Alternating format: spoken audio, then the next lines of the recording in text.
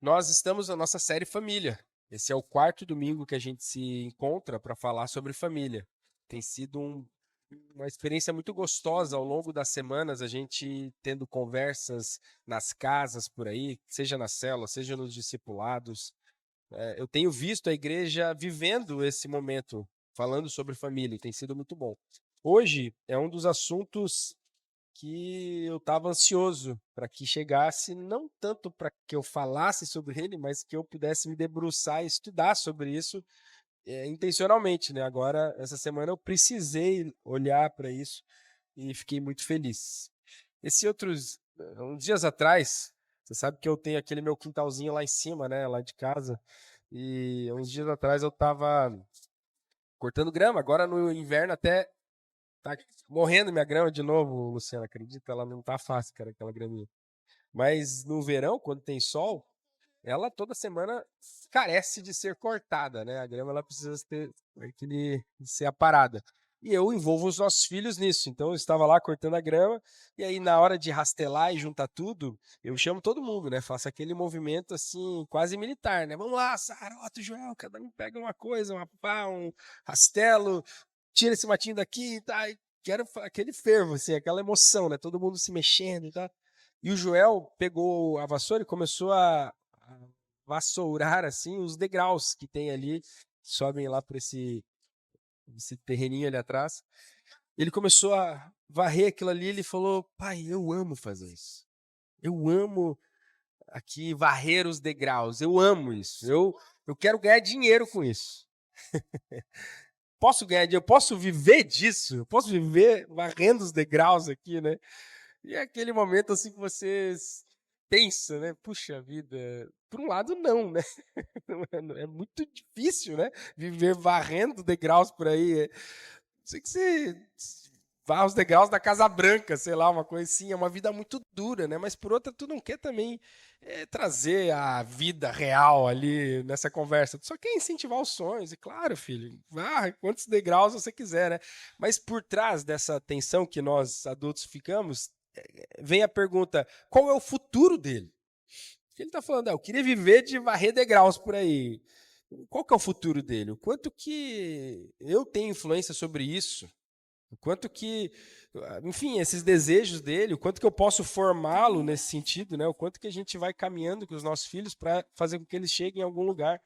Esse pensamento, como será o futuro dos nossos filhos, é um pensamento que, que paira nas nossas mentes, paira nos nossos corações, né? A parentalidade, que é esse exercício de cuidar e criar alguém, criar uma criança e uma pessoa, ela é um daqueles temas infinitos, né?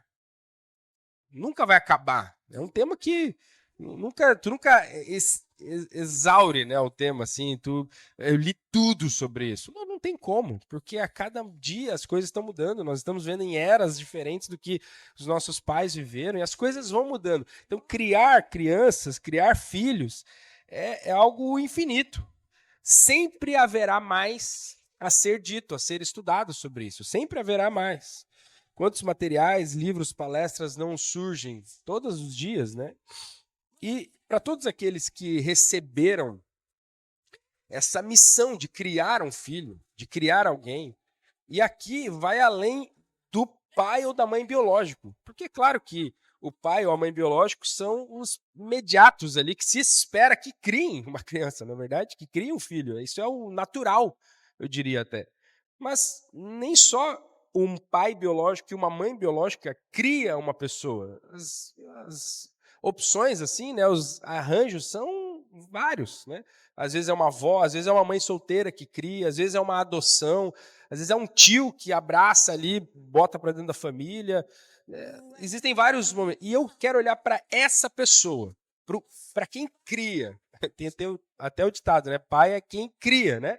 Eu quero olhar para justamente essa pessoa, essa parentalidade, no sentido de quem cria, educa uma pessoa, quem acolhe para dentro de si, independente muito dos laços. E é claro que via de regra vão ser os pais, né? Mas eu quero olhar justamente para esse olhar de como criar filhos para o futuro. E para essas pessoas que recebem essa missão, é muito natural você ter vários pensamentos frustrados e frustrantes, assim, e perceber como você erra ao longo do percurso, quase que diariamente, ao mesmo passo que você se alegra com as bênçãos, a beleza que é criar um filho, né? Eu amo ser pai, amo, tanto que tivemos 5 filhos, né? Eu gosto muito de ser pai. Mas, ao mesmo tempo, eu sou muito consciente das minhas limitações. E já me frustrei várias vezes, já me percebi assim, super melancólico sobre isso. Eu não vou ser um pai tão bom assim. Esse pensamento já pairou a minha mente muitas vezes e é constante.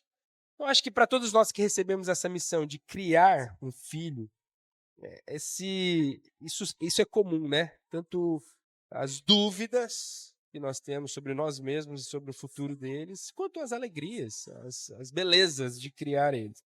Agora, as metas, como eu fui confrontado pelaquela frase do Joel, né? E a gente fica pensando sobre o futuro, as metas, elas geralmente envolvem o quê? Uma boa educação, uma boa saúde. Essas são os cheques que a gente vai dando, meio óbvios, né? Eu quero que ele tenha uma boa educação, quero alimentá-lo bem, né? Dar uma boa saúde, quero envolver essa criança, esse filho, em boas amizades, atividades extracurriculares são muito importantes também. Você ir preenchendo a agenda dele com coisas que façam com que ele tenha sucesso no futuro. Faz sentido? Queremos justamente isso, ir criando e moldando e educando os nossos filhos para que eles, no futuro, tenham sucesso. Eu diria para você o que você espera. Qual é esse sucesso que você espera do seu filho? Já pensou sobre isso? Talvez como eu fui confrontado assim, você já pensou qual é a profissão, né? Ou se você quer que seu filho limpe os degraus lá, né? O que você quer que ele faça? Qual que é esse sucesso no futuro que você almeja ou projeta para os seus filhos? Quando eu contei isso para a Suzy, eu não sei se ela escutou ou o Joel contou para ela, mas ela entendeu que ele estava esperando que nós o pagássemos na hora. Eu quero dinheiro já por ter limpado os degraus, né? E eu falei, não, ele está só sonhando com isso, com o futuro. Mas nisso já entra aquela ideia dessa, uma mesadinha ali, né? Mas quanto que a gente está incentivando e olhando para os nossos filhos também com esse olhar materialista das coisas. E é muito comum na nossa missão, ou melhor, é um risco muito alto que nós temos, é nós confundirmos a nossa missão de criarmos os filhos com uma teologia da prosperidade infantil. A gente, sem querer, transmitir para eles algo que nós julgamos errado, que é uma teologia da prosperidade. Mas nós, ao valorizarmos mais o bem-estar daquela criança, um futuro terreno daquela criança, mais do que a eternidade, mais do que aspectos espirituais, quando nós valorizamos as roupas que eles usam mais do que outras coisas e nos preocupamos com isso e lembramos eles que isso é importante, você tem que trocar de roupa, a gente tem que melhorar isso ali, isso te preocupa, te estressa, e você ensina ele a se preocupar com isso. Os bens que você tem, os brinquedos, o quanto de brinquedo você vai acumulando nele, né? Essa rotina da criança que às vezes é baseada no que ela quer. Eu quero ou não quero fazer isso? E quando a gente olha para uma criança e a gente acha que isso é inocente, a gente não percebe, às vezes, o risco que a gente está correndo de criar alguém que é guiado pela doutrina da prosperidade, pela teologia da prosperidade. Qual que é a diferença entre a teologia da prosperidade e a forma com que muitos pais têm mimado seus filhos?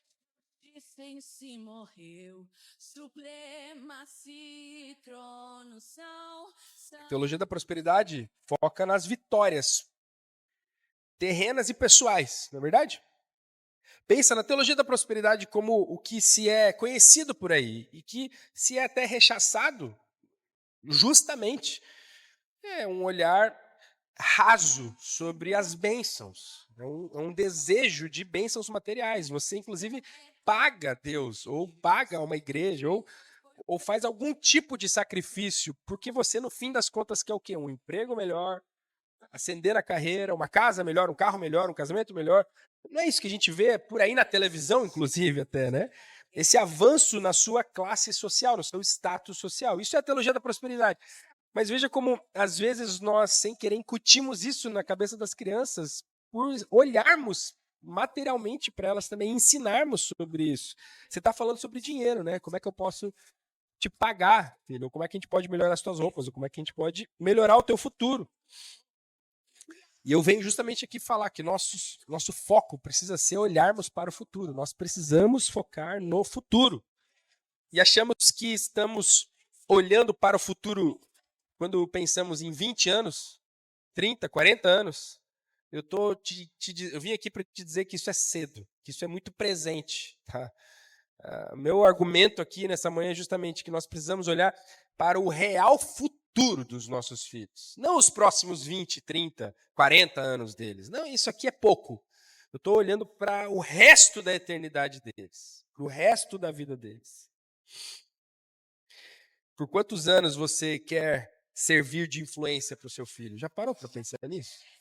Quantos anos você quer que a tua influência faça a diferença neles? Que eles, ao caminharem, sejam influenciados por algo que você incutiu na vida deles. Eles vão caminhando e pensando, puxa, isso aqui, ou talvez até nem pensando, eles inconscientemente agem e vivem de acordo com aquilo que você intencionalmente plantou, regou e moldou. Quanto tempo? Já pensou assim, eu queria que eles, por uns 10 anos, fossem influenciados sobre o que eu tentei ensinar. Talvez, quando você me escutou falar isso, você pensou assim, não, capaz, pouco, 10 anos. Morro de medo, se em 10 anos eles abandonarem tudo que eu me matei para ensinar. 20, 30. Justamente, eu quero, nessa manhã, queridos, te provocar e te fazer sonhar com uma influência eterna. Para sempre, pro resto da eternidade. Não por uma década, 2, 3, pro resto da eternidade. Enquanto eles viverem nessa terra, seja mais 50, 60, 80, 100 anos, e depois também. Pro resto da eternidade, pro futuro. Uma influência pro futuro. Eu queria que nós pudéssemos criar os nossos filhos para o futuro, o resto do futuro deles. O texto que eu quero trazer como base para isso é Deuteronômio 6.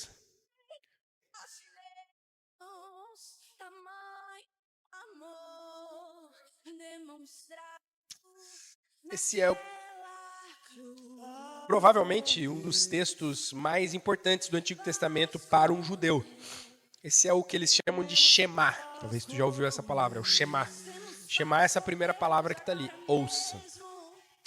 O Shema é o resumo da lei, de tudo que tem no Antigo Testamento para um judeu. Ele tem que saber isso de cor. O Shema é tudo para um judeu. Isso aqui é o que importa para eles. E com razão. De fato, a gente está falando de um texto que é o final da caminhada deles na Terra Prometida, da peregrinação nos 40 anos. E aí Moisés já está se despedindo, eles estão a entrarem, né? Estão prestes a entrar na Terra Prometida, e aí eles reúnem o povo, Moisés reúne o povo e vai lembrando eles de uma coisa. E nesse Deuteronômio 6 ele fala, ó, presta atenção que isso aqui é o mais importante que vocês precisam lembrar. Ouça, ó Israel. O Senhor, nosso Deus, é o único Senhor. Ame o Senhor, o seu Deus, de todo o seu coração, de toda a sua alma, de todas as suas forças. Que todas essas palavras que hoje lhe ordeno estejam em seu coração. Ensine-as com persistência a seus filhos. Converse sobre elas quando estiverem sentados em casa, quando estiverem andando pelo caminho, quando se deitar e quando se levantar. Amarre-as como um sinal nos braços e prendas-as na testa. Escreva nos batentes das portas de sua casa, em seus portões. Presta atenção, Israel. Ouça isso aqui que eu estou falando agora para você. Isso aqui é importante. Bom, eu queria começar esse olhar aqui afirmando que nós temos que usar tudo que nós temos à disposição. Quero te chacoalhar e dizer assim, de fato, use tudo que você tiver. Tudo que você tiver. Gaste tudo, todos os seus bens, tudo. Veja, nós não medimos esforços na criação dos nossos filhos, não é verdade? Para que eles tenham essa vida bem-sucedida, para que eles sejam alguém com estabilidade, com saúde, com uma boa vida no futuro, nós não medimos esforços para garantir que isso aconteça. Isso envolve tempo, isso envolve rotina, os ajustes que a gente vai fazendo na agenda, isso envolve dinheiro, claro, isso envolve disciplina, constância. Isso tudo envolve a criação de todos vocês com os seus filhos. Tem a ver com a escola, né? Ir todo dia, parar, estudar sobre isso, os livros que você gasta e compra, as aulinhas de música, as aulinhas de balé. Estou pensando no meu caso, né? Aula de música, de balé, de natação, a gente está focando agora, de taekwondo, Joel, taekwondo, judô, o que mais que tem? Alemão, inglês, xadrez, futebol. A gente vai pensando em várias coisas.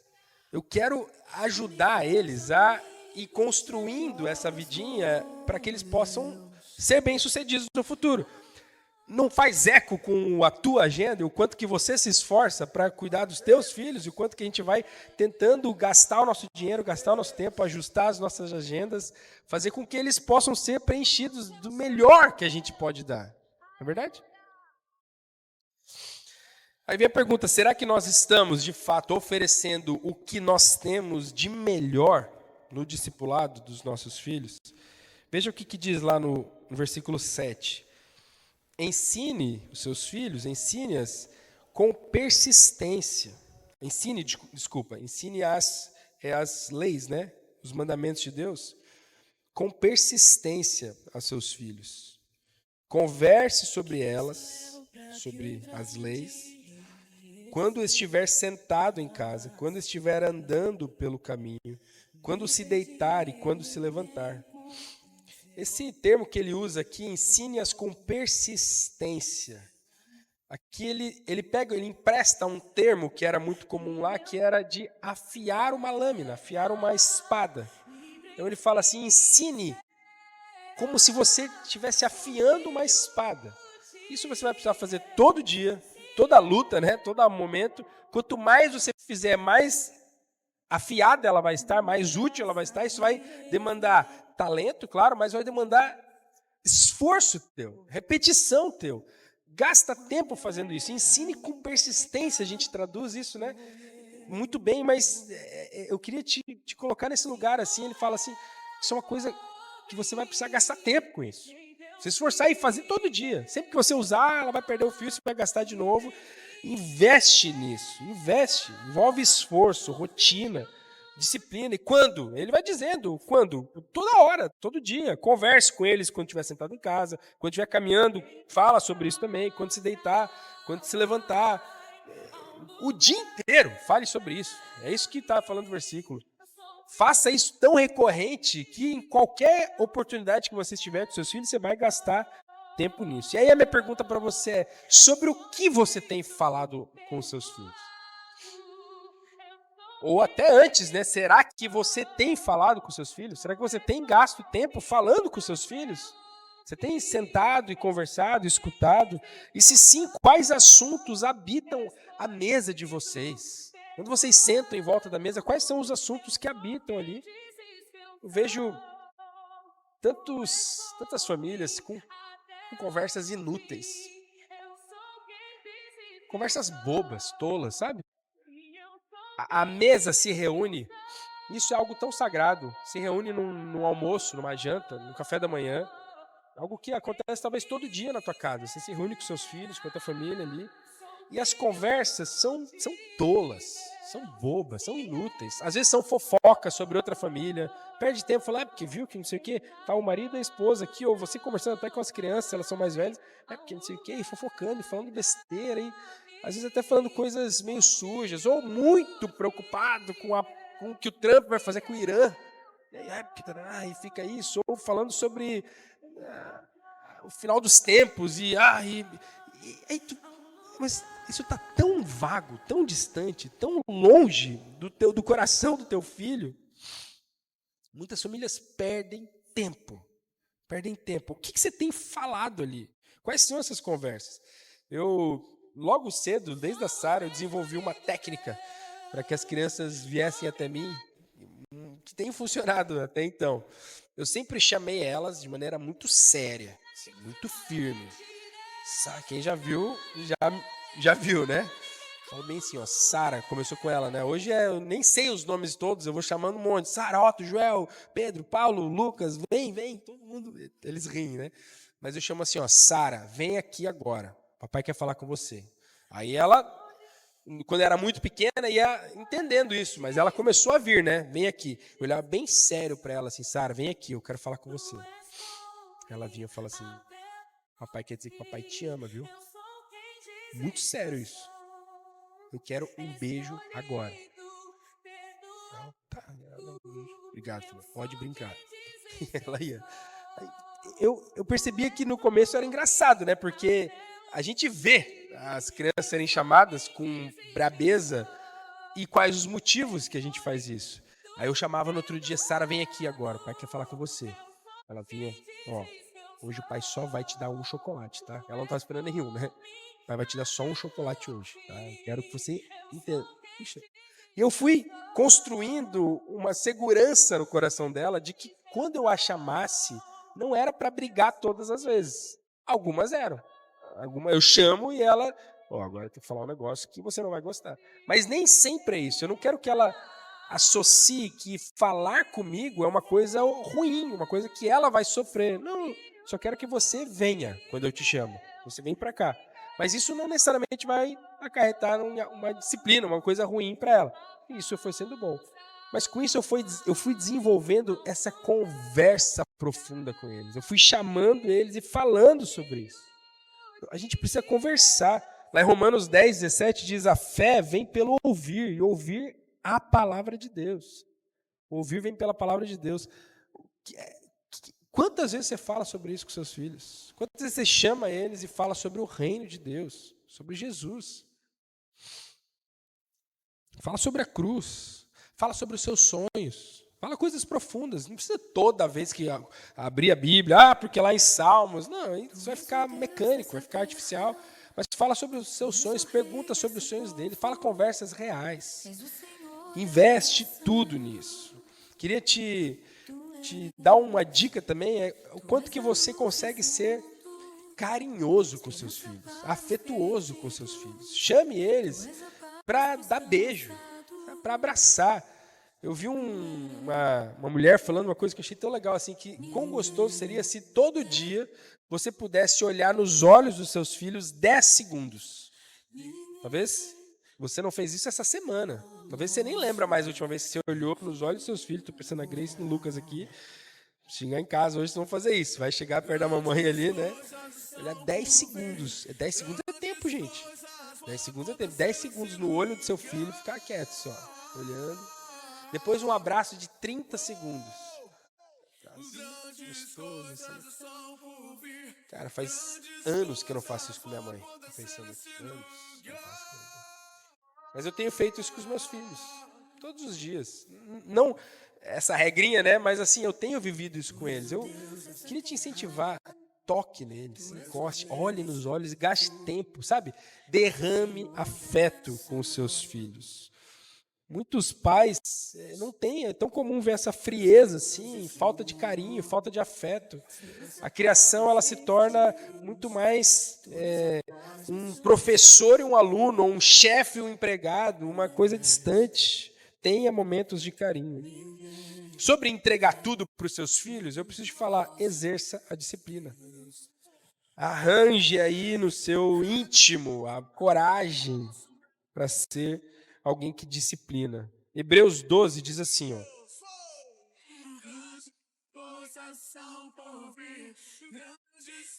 Suportem as dificuldades, recebendo-as como disciplina. Deus os trata como filhos. Ora, qual filho que não é disciplinado por seu pai? O autor de Hebreus ele traz algo óbvio. Um pai disciplina os filhos. Qual filho? Estaria errado.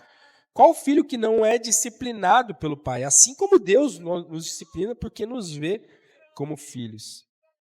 Poucos dias atrás, a Suzy me perguntou o quão errado eu achava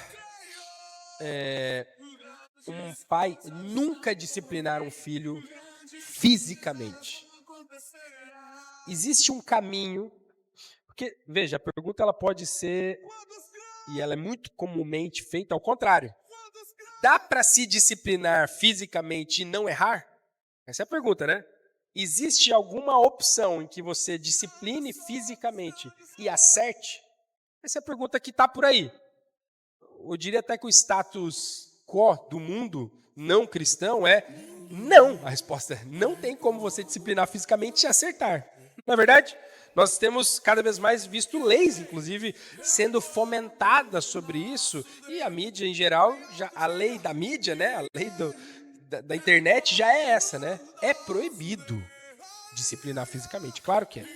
Mas veja a pergunta e a nossa conversa era justamente no inverso. No polo inverso. Há uma forma de você nunca disciplinar o seu filho fisicamente e acertar? E a minha pergunta é, não sei. Achei muito difícil. Eu fiquei pensando sobre isso e com certeza não diria que isso é um versículo, é pecado. Se você nunca disciplinou o seu filho fisicamente, você está em pecado, você errou. Eu não tenho coragem para falar isso, eu não tenho base bíblica para falar isso. Mas eu tenho muita convicção, e aí sim, muita base bíblica para falar assim, olha, eu acho muito improvável você nunca ter disciplinado o seu filho fisicamente e você ter acertado fazendo isso. Acho muito improvável. Por quê? Porque a disciplina física, o castigo físico, ele é intrínseco da relação que Deus tem com nós. Veja, Deus nos disciplina fisicamente. Você já parou para pensar o que é o pecado? E para os homens a gente pode falar a dor de trabalhar, o suor, né? A gente pode pegar lá em Gênesis, para a mulher, o parto, como difícil ele é. O que é isso? É Deus falando assim, há uma consequência física para o pecado de vocês. Vocês erraram e eu vou disciplinar vocês fisicamente. Todas as dores, eu estou à base de remédios e extremamente doente. Isso aqui é disciplina física, não porque eu peguei ontem, mas porque eu, como ser humano, estou vivendo num lugar de pecado. Porque Adão pecou, porque o ser humano está debaixo do pecado. É por isso que há dor, há morte, há doenças, há dificuldades. Isso tudo é uma disciplina de Deus. Não é como se Deus falasse assim, puxa, eu não posso fazer nada, gente. Vocês deram esse passo do pecado, agora o diabo vai vir e punir vocês. Não tem nada a ver com o que a Bíblia ensina. A Bíblia ensina que se vocês pecarem, eu vou punir vocês. Há uma disciplina física para nós, seres humanos, por conta da nossa desobediência. Cabe a nós ensinarmos os nossos filhos. Veja como vai além daquela desobediência dele. Ah, ele fez uma coisa, ele se rebelou contra você. Vai além da relação só de vocês. Vai além do quanto, vai até o quanto que você está disposto a ensinar através dessa situação algo muito maior que a relação de Deus conosco. Eu estou te disciplinando agora porque Deus nos ensina a fazer isso. Porque você precisa entender que o pecado dói. O pecado é ruim. Eu estou entendendo isso, eu estou aprendendo isso. Deus não me poupa, Deus não poupou Jesus, o seu próprio filho. Jesus apanhou por conta de pecado. Você consegue entender isso? Jesus tinha uma vara e Jesus apanhou, literalmente, por conta de pecado. Deus é muito sério sobre as consequências do pecado. Não atrapalhe o seu filho roubando isso dele. Não roube isso dele, amenizando, porque a vida vai bater, não é isso que a gente fala? Uma hora a vida chega. Se você tentar privar o seu filho, uma hora a vida chega. E é verdade. Não roube do seu filho a oportunidade de ser ensinado com alguém que está intencionalmente ali para isso, que o ama mais do que qualquer outra pessoa, que que o pecado dói, que o pecado machuca. gera consequências fisicamente ruins. Lá em Provérbios 13, 24, diz assim: o que retém a vara, que guarda, né, que não usa a vara, odeia o seu filho. Quem o ama, este o disciplina desde cedo. Provérbios 23 diz: não deixe de corrigir a criança, umas palmadas não a matarão. Para dizer a verdade, poderão até livrá-la da morte. O que Salomão está dizendo aqui? Um pai que ama e bate num filho, não vai matar o filho. Pode justamente estar livrando ele da morte. É a análise que Paulo faz. Desculpa, que Salomão faz. O próximo texto, e aí sim Paulo falando lá em Colossenses, diz assim: pais, não irritem os seus filhos, para que eles não fiquem desanimados. E aqui, antes de avançar sobre essa questão da disciplina física ainda, eu queria fazer um parênteses sobre outras formas de irritar os seus filhos. Queridos, como tem pai chato e mãe chato, irritante, desgostoso. Pai e mãe cansativo e é chato para a criança, fica expondo os filhos toda hora. Os filhos são motivo de piada, de chacota, ou motivo de trampolim para fazer uma piada, para rirem disso, ou são ouvido para as reclamações dos pais. Os pais estão toda hora reclamando. E aí isso cansa o ouvido dos filhos. Pais que dão ordens abusivas, absurdas, ordens que não fazem sentido nenhum, só para que possam exercer sua autoridade, só para que possam ter um conforto, sei lá, para alguma coisa assim. Pais impacientes, tudo é não. Não, tô cansado. Não vou te explicar. Não é não. E não, isso, tu irrita o teu filho tanto a ponto dele se desanimar com a vida. É o que diz o versículo. Ele cansa da vida que ele tem com você. Uma das coisas que eu nunca gosto, você sabe, lá em casa, ela nunca me mostra isso, aqueles vídeos que tem na internet de pais expondo os filhos de alguma maneira. Aqui, olha que engraçado, a criança caiu. Aconteceu uma vergonha, não sei. Todo mundo riu. Eu não consigo ver isso. Me dá um desgosto, um nojo, literalmente. Eu fico, cara, não consigo nem ver isso. Essa criança tá ali tão vulnerável. E um pai acha por bem rir disso, ganhar view, sei lá, né, qualquer coisa assim. Puxa, não seja um pai chato, tá? Um pai irritante, um pai que irrita os seus filhos assim. Agora eu quero olhar para esse verso também como uma lição para disciplinar. Porque nós também podemos irritar os nossos filhos por mal discipliná-los. Queridos, eu espero que você não confunda, e nesse fórum aqui, nesse ambiente tão familiar, espero que você não confunda a disciplina física com um pai, uma mãe, irado, batendo, espancando o seu filho. Isso é pecado, isso é violência, isso é falta de controle, isso é ira. Você precisa ser afastado dessa criança, talvez por uns minutos, talvez por uns dias. Eu sou totalmente contra qualquer tipo de abuso físico, de uma surra, a criança ficar machucada. Não tem nada a ver com isso. Isso é passível de crime, inclusive. Que bom que vivemos numa época em que as leis são melhores sobre isso. Talvez há séculos atrás não estava nem aí. Não é sobre isso.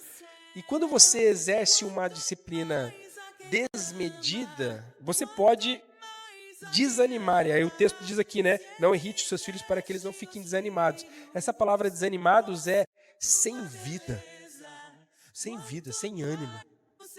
Você vai castigando e abusando tanto e exercendo tanta disciplina que você mata a alma do seu filho.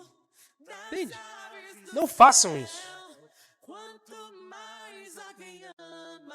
Exige muita coragem para disciplinar, sim, corretamente os seus filhos. Já o egoísmo vai fazer com que você repense e crie desculpas.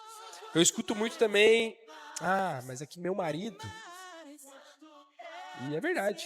Infelizmente, homens têm sido omissos. Homens, olhando para vocês de maneira geral agora aqui, tá? Homens têm sido omissos na disciplina com seus filhos. Isso tudo joga pra mãe e eu só tô trazendo comida. E a gente falou um pouquinho sobre isso, né? No último domingo. Homens omissos que não disciplinem. É papel nosso, dos pais, tá? Dos dois. Mas também é papel do pai disciplinar e trazer a rédea curta, ter o controle da sua família. Agora, mamães, titias, avós, mulheres em geral, quero falar assim. Meu marido não me ajuda. Sabe o quê? Faz sem ele. Segue. Não adianta você reclamar. Que meu marido, ele é covarde, ele é lento, ele é impaciente, ou ele é muito irritado. Não dá. Não abre mão da disciplina do seu filho, da educação do seu filho, porque o seu marido é fraco. Porque o homem que está perto de você é fraco. Faz sem ele. Vai para frente. 2 Timóteo 1,5, Paulo lembra, né, falando assim para Timóteo, eu lembro da sua fé sincera, sem fingimento, a mesma que primeiramente habitou em sua avó, Lloyd, depois em sua mãe, Eunice. Paulo lembra Timóteo que ele foi criado na fé por causa da sua avó e por causa da sua mãe. E Timóteo é um dos grandes homens da Bíblia. Mulheres, se o homem está fraco, segue. Tá? Tem coisas que você precisa ter mais sensibilidade com a criação dos seus filhos do que em tentar fazer isso junto com o seu marido. Isso não é a prioridade. A prioridade é fazer com que ele tenha um futuro. Tá? Queridos, Deus pode salvar o seu filho sem a sua ajuda. Tá? Quero te lembrar disso. Deus pode salvar o seu filho sem a sua ajuda. Quem aqui, por favor, pode levantar a mão, não é tão constrangedor, mas foi criado num lar que não era cristão genuinamente, que pode falar assim, puxa, meus pais eram realmente cristãos. Quem foi criado num lar que não era assim? Não, deixa eu perguntar, porque eu conheço alguns de vocês. Quem não foi criado num lar cristão, que não tem os pais, uma família cristã como a que você vive hoje? A maioria, eu sabia. Tem muitos que, não, sim, meu pai, não, mas como assim? E você está aqui hoje. Você está aqui hoje, tá? Deus pode salvar, assim como Ele te trouxe até aqui, Deus pode salvar o seu filho sem você. Mas, querido, que desperdício de propósito isso seria. Que desperdício da tua vida, do propósito da tua vida seria, tá?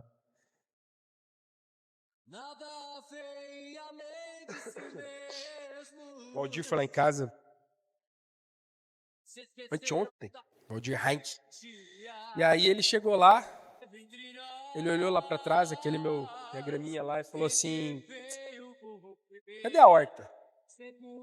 Ué, que horta? Ele falou, tem uma horta aí. Aquele jeito bem seco dele, né? Tem uma horta aí. Não tem horta. Ele falou, teu pai não planta? Eu falei, não, ele planta soja, arroz, trigo, ele planta coisa. Mas olha que princípio tem. Ele falou assim, teu pai não planta? E tu não planta também? Entendeu? Às vezes a gente tem esse olhar, filho de peixe, peixinho né? Filho de crente é só mais um pecador que precisa se converter. A fé, ela não é herdada. Você não consegue transmitir de fato a fé. Você não consegue pegar a tua fé e transmitir. Afinal, cada um precisa ter um encontro pessoal com Jesus.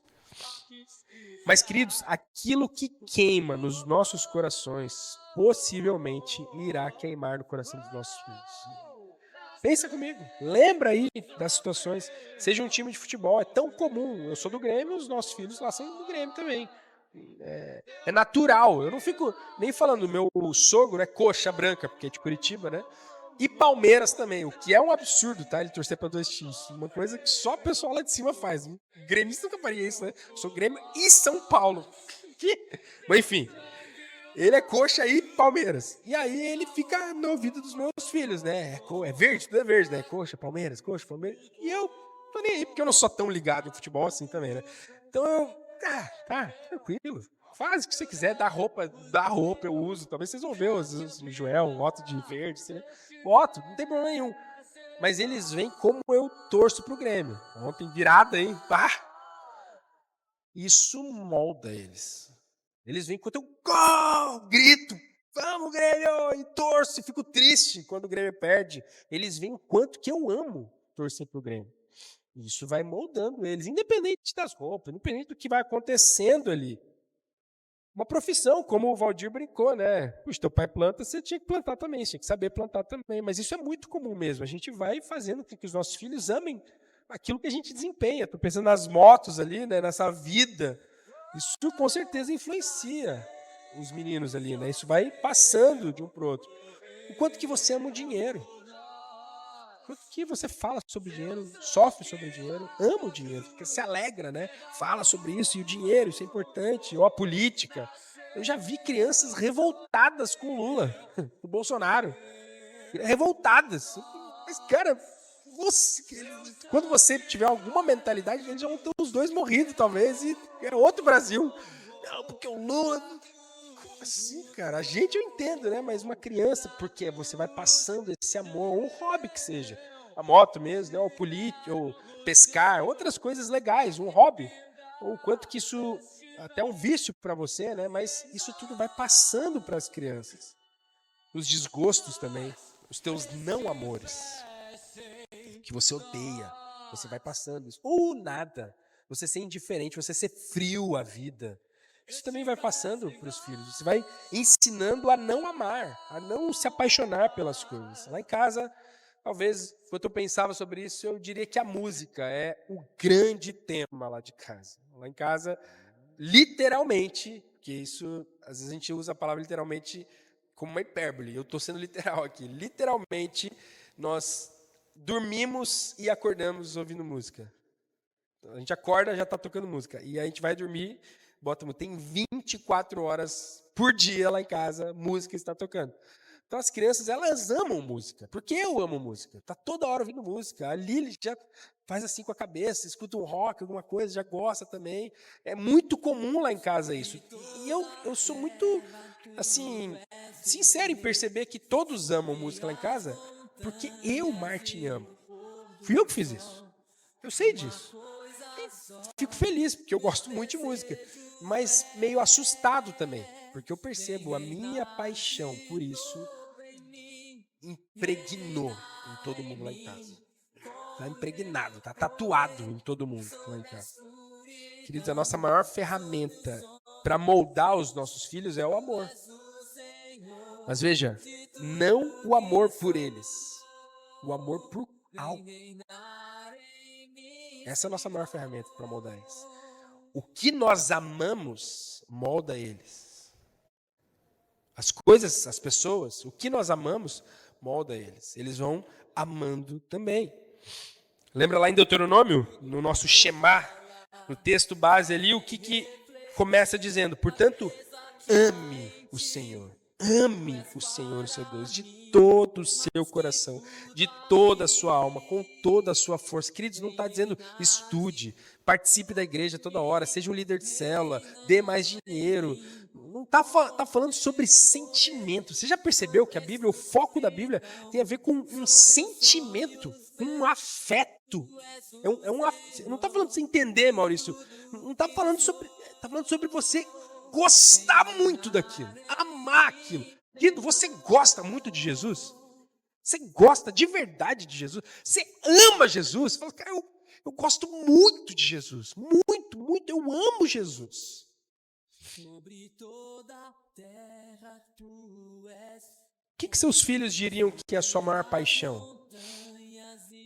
Pergunte isso para eles. Eu fiz esse teste ontem lá em casa. Foi engraçado. Faça esse teste hoje. O que você acha que é a minha maior paixão? O que você acha que eu mais gosto? Quem? O quê? De fazer o quê? O que você acha que o papai e a mamãe mais amam? Mais sou apaixonado por fazer? Pergunte para ele. Reflita sobre isso. Queridos, graças a Deus surgiu Jesus no meio. Jesus, oração. Surgiu mamãe, surgiu crianças. Não, tá, coisas boas. Que feliz. Mas acima de tudo, eu confesso que eu quero ouvir Jesus. Eles falaram Jesus, aí eu fui conduzindo eles. Eu fui, tá, mas pensa bem, não fala qualquer coisa. Papai não faz isso, isso. Tá, né? Eu fui lembrando eles. Mas, queridos, façam esse teste, né? Vai ser divertido. Quanto que vocês gostam de Jesus? Pensa sobre isso, cara, de verdade. Quanto que vocês amam Jesus. A nossa oração lá em casa, todas as noites, a maioria das noites eu que ponho as crianças para dormir, e eu falo assim, ó, a oração, ela envolve várias coisas, eu gosto de fazer piada em qualquer momento, inclusive na oração, então ela é muito engraçada e tal, mas ela sempre envolve assim, ó, uns 3, te amo, Jesus. Ajuda, tá, para não ter pesadelo, porque o monstro, não sei o quê, blá, blá, blá, blá. Jesus, te amo, Jesus. E elas repetem comigo, Jesus, te amo, Jesus. Antes de terminar, eu sempre falo assim, Jesus, volta logo, tô com saudade. Todo dia. Eu lembro as crianças que eu penso isso e que eu acho que faz sentido elas pensarem sobre isso. De manhã, também, normalmente, agora especialmente com o Boaz, né, eu sou o primeiro a acordar e estou lá embaixo. E elas descem às 8 horas em ponto. Na verdade, eu mudei o relógio delas. Tá? O relógio delas é meio atrasado, então elas descem umas 8h14, 8h15, tá? Que quanto mais tempo eu quero ganhar, né? Esse tempinho para ficar sozinho ali, né? Então, às 8 horas no relógio delas, elas descem. Elas sabem disso, que tá errado o relógio delas. E elas já me encontram como? De joelho.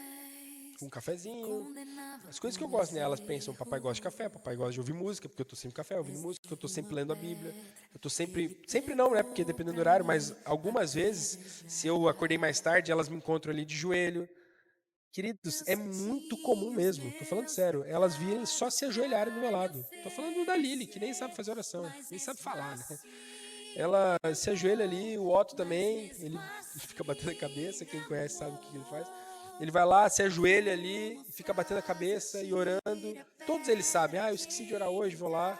Abrem a Bíblia deles, eu já não falo mais. Hoje eu tô lendo Êxodo não sei o que, pai. Legal. A Sara tá terminando os Salmos. Nossa, legal, filho. Hoje eu claro que ensinei eles a fazerem isso, é o que a gente falou no começo. Eu gastei toda a minha vida para ensinar, né? Todos os meus recursos. Mas eles veem que eu amo fazer isso. Esse que é o ponto. É isso que eu queria bater nessa tecla agora para você. Queridos, nada vai fazer mais diferença do que você amar o Senhor acima de tudo. Você tem que gostar disso. Se você fala, faz isso não é um provérbio nosso no Brasil? Faz o que eu falo, mas não faço o que eu faço. Né? Faz o que eu digo, mas não faz o que eu faço. Isso é péssimo. Isso é péssimo.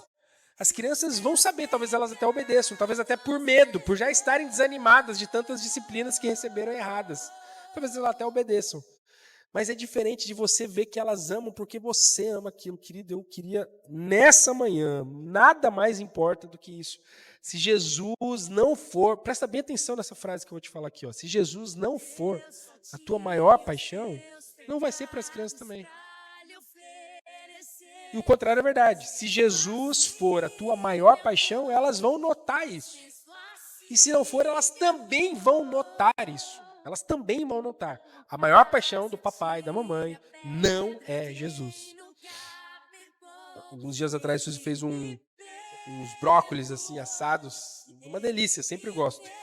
E um dia ela fez meio errado, não lembro exatamente o que aconteceu. Assim, ficou meio estranho os brócolis. Ela botou na mesa, todo mundo quieto, né? Porque quem cozinhou? Fui eu? Foi tu, Sara? Foi tu, João? Não, então ó, quietinho, só come aí, né? Então, todo mundo quieto lá, tava esperando, essas esposas, a mesa, tudo.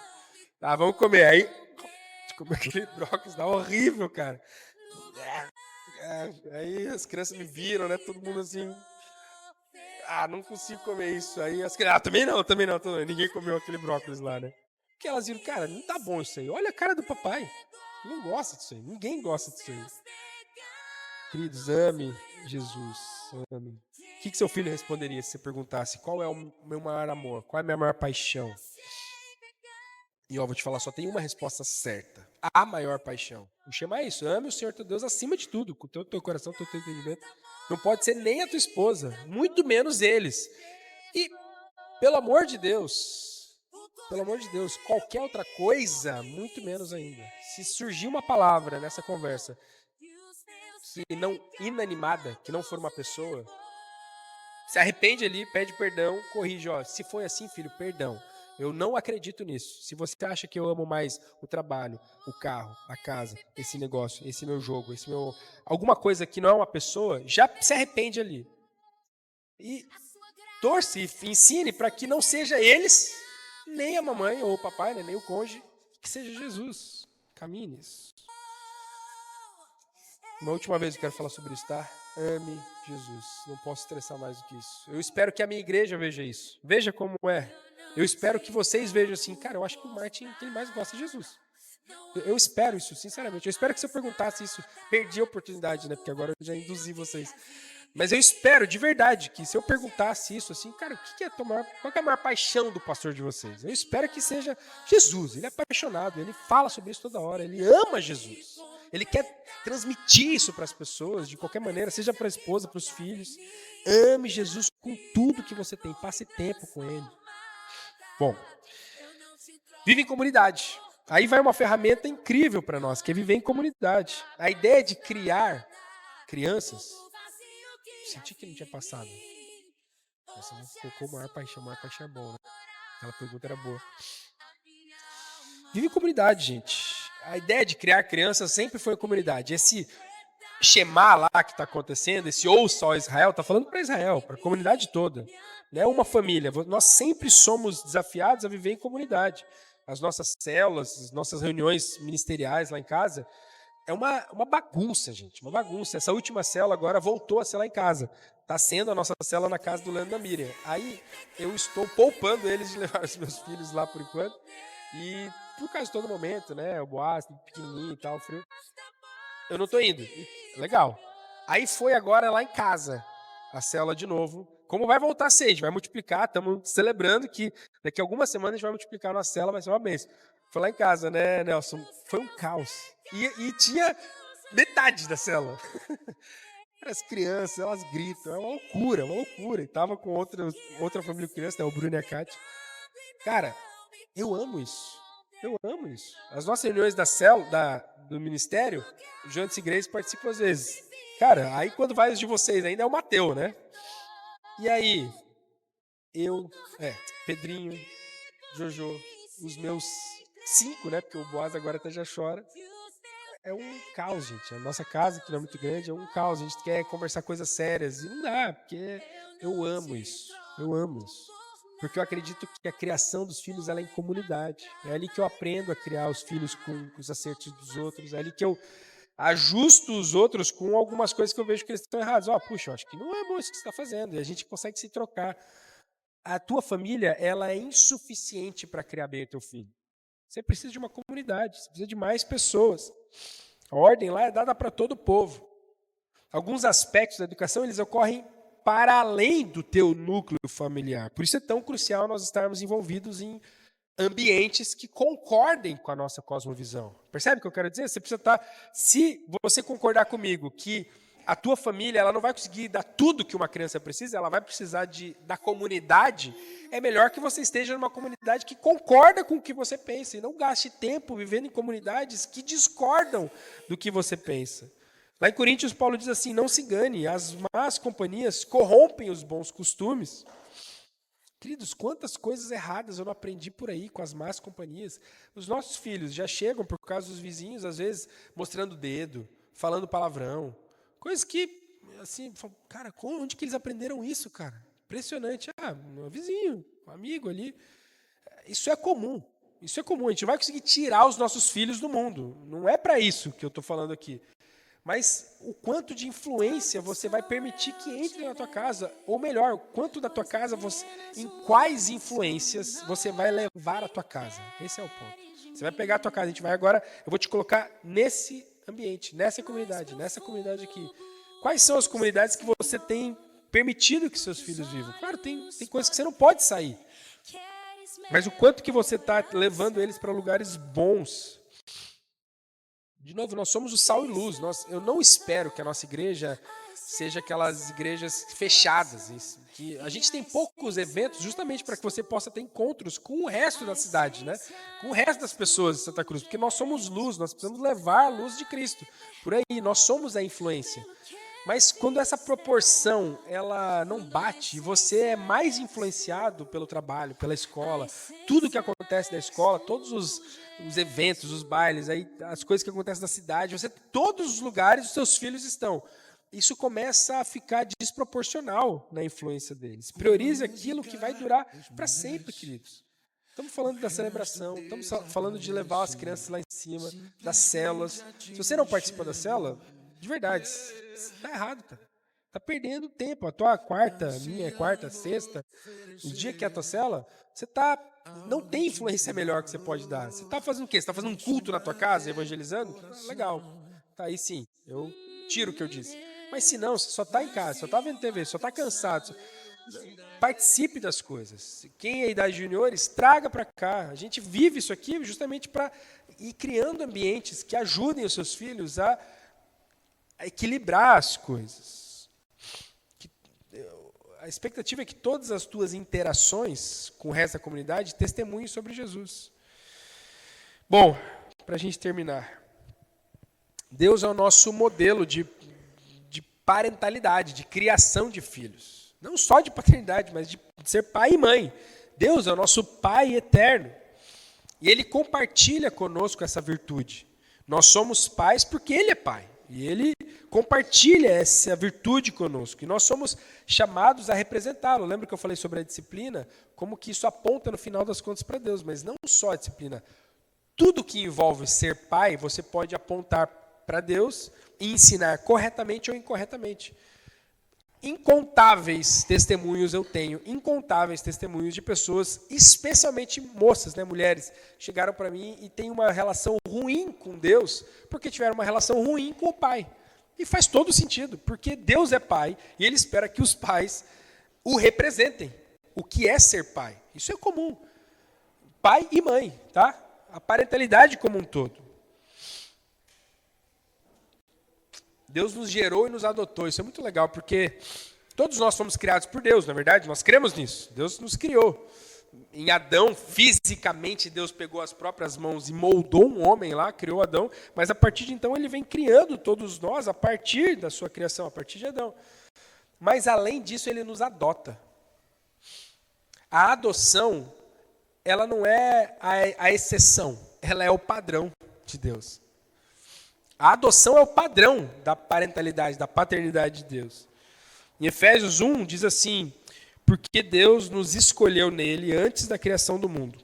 Antes de criar o mundo, Deus já nos escolheu nele, para sermos santos e irrepreensíveis em sua presença. Em amor, nos predestinou para sermos adotados como filhos, por meio de Jesus Cristo, conforme o bom propósito de sua vontade. Nós somos adotados por alguém que escolheu nos amar. Ele nos criou. Deus é o nosso pai, como alguém que cria a gente. Ele gera a gente. Não é verdade? Pai, Deus, ele é esse pai que nos cria. Mas além de ser esse pai, ele também nos adota. Isso passa uma lição para nós. O quanto que nós precisamos, mesmo sendo os pais biológicos, como diríamos, dos filhos, os adotarmos também. Ser intencional nisso. Lá em Gálatas, um dos textos mais lindos sobre isso, diz assim, ó: quando chegou a plenitude do tempo, quando chegou a hora, Deus enviou o seu filho, nascido de mulher, nascido sob a lei, para resgatar os que estavam sob a lei, a fim de que recebêssemos a adoção de filhos. E porque vocês são filhos, Deus enviou o seu Espírito, o Espírito de seu Filho ao nosso coração. E esse Espírito clama: Abba, Pai. Assim você já não é mais escravo, porém filho, e sendo filho também é herdeiro por Deus. Por isso, nós pais, biológicos ou não, devemos escolher intencionalmente adotar os nossos filhos. Na época de Roma, que isso foi escrito, você não necessariamente, por ter gerado um filho, era pai dele, você precisava adotá-lo. Se você fosse pai de uma criança e essa criança nascesse, você não precisaria ser pai se você não quisesse ser pai. Hoje em dia a gente está caminhando para isso de novo, né? Existe toda uma forma de você ir negligenciando seus filhos. Mas isso era muito comum lá em Roma. Então o pai que quisesse o filho, ele precisava falar: não, eu vou adotar esse filho. Se ele não fizesse nada, ele ia ser um filho só biológico. Um filho que ele poderia desprezar mais para frente, que ele poderia vender como escravo. Ele era um bem dele. Agora, se ele o adotasse como filho, opa, muda tudo. Agora, de fato, ele vai receber o sobrenome, os reis, para você passar o teu nome, né? Você vai adotar esse filho, fazer um papel. Eu quero esse filho aqui. Muitos pais hoje, por só serem pais, por se verem obrigados quase a criar uma criança, não as adotam de fato no coração. Esse aqui é meu filho, eu vou fazer de tudo. para que ele tenha um futuro. Queridos, uma palavra de encorajamento aqui em meio à dor e à possível frustração. Lá em Isaías 1:2 diz assim: escute, ó céus, e ouça, ó terra, porque o Senhor é quem fala. Criei filhos e os fiz crescer, mas eles se revoltaram contra mim. Deus é um pai perfeito, amém? Você concordaria comigo? Deus é um pai perfeito? E ele diz que os filhos dele, está falando sobre o povo de Israel aqui, se revoltou contra ele e o abandonou. Por mais perfeito que possa ser mais perfeitos que possam ser nós como pais, ou por mais que nós nos esforcemos para ser perfeitos, nunca seremos tão perfeitos quanto o próprio Pai que está no céu, Deus. E ele viu seus filhos o rejeitarem, viu seus filhos abandonarem o caminho correto. Por isso, nós não podemos, queridos, garantir o futuro de ninguém. Isso é uma verdade dura, é uma verdade difícil. Por mais que nós nos esforcemos, nós não temos como garantir o futuro de ninguém. O próprio Deus viu seus filhos virarem as costas para ele, sendo perfeito.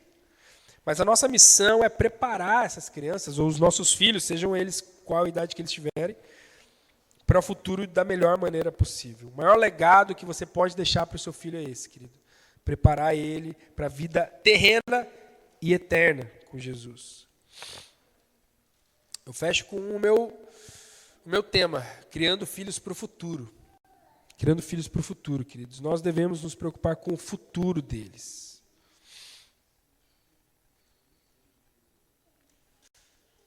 Lembra do texto de Deuteronômio? Ouça, Israel. Ame o Senhor, o teu Deus, de todo o teu coração. Ame. Ensine isso com persistência aos seus filhos. Gaste tempo com isso, querido. Converse quando estiver em casa, andando pelo caminho, deitado, se levantado. Amarre. Olha, ele fala assim, amarra no braço para não esquecer. Bota na porta sempre que você entrar. Eu estou pedindo de todas as maneiras. Eu, Martin, e o texto está falando isso. Faz teus filhos amarem Jesus. A pergunta que fica para nós é: o que nós estamos de fato ensinando para os nossos filhos a amarem? O que nós estamos ensinando os nossos filhos a amarem? O que você, o que eu, o que nós estamos ensinando os nossos filhos a amarem de todo o coração? Vamos orar, meus amigos? Quero te convidar a fechar os teus olhos aí, refletir sobre isso. Você que tem influência, né, na criação de pessoas. Puxa, eu queria estar menos doente para poder ser mais energético aqui. Em vibrar e dizer assim: queridos, pelo amor de Jesus Cristo de Nazaré, ame Deus, ame o Senhor Jesus acima de tudo. Faça com que os teus filhos, as pessoas da tua casa, que você exerce influência, não tenham dúvida sobre o quanto você gosta de Jesus, gosta de estar com Jesus, querido. Deus, eu te agradeço porque o Senhor nos amou, Deus, e nos fez teus filhos, a imagem do próprio Jesus, que é o teu filho perfeito, teu filho primogênito. Agora nós somos esses irmãos mais novos e por isso nos reconhecemos como irmãos. Temos em Jesus o nosso irmão mais velho, porque fomos todos adotados pelo Senhor. Quão grande é isso, que mistério incrível é esse. O Senhor como esse pai que nos adota de maneira perfeita. Agora, a missão que fica para nós aqui, na parentalidade, no cuidar, no gerar, no educar as crianças, os nossos filhos, aqueles que estão debaixo de nós, a missão é imitarmos o Senhor, um Deus que é tão bom, tão amável, não mediu esforços para nos alcançar, para garantir o futuro eterno conosco. Literalmente entregou o seu filho para que outros filhos pudessem ter a vida eterna. O Senhor não mede esforços, Deus. Que nós, como pais, não coloquemos o trabalho, a preguiça, a TV, a covardia, às vezes, de discipliná-los, de gastarmos tempo com isso, o receio de não estarmos prontos a ensinar algo, a compartilhar, a não vermos valor em escutar o coraçãozinho deles ou de compartilhar o nosso coração. Tudo isso o Senhor fez, o Senhor nos disciplinou, o Senhor nos mostrou a maldade do pecado. O Senhor compartilha o teu coração com 66 livros falando sobre o que o Senhor pensa. O Senhor nos escuta, pronto a ouvir as nossas orações. Deus, que possamos ser assim com os nossos filhos. E acima de tudo, eu reforço isso, Deus, que possamos ver na nossa comunidade aqui, e quão gostoso é poder viver em comunidade, ver na nossa comunidade homens e mulheres que são tão apaixonados por Ti, Jesus. Homens e mulheres que gostem tanto de estar contigo, Jesus. Que isso vai vazando, vai alcançando, vai impregnando nas crianças nossas e dos outros que estão aqui participando com a gente. Que a nossa influência possa ser tão grande nisso, Deus, que superabunde esse amor pelo Senhor, a fim de chegar nas crianças e nas pessoas que estão em formação aqui, Deus. É isso que eu te peço, te agradeço. Em nome de Jesus, amém.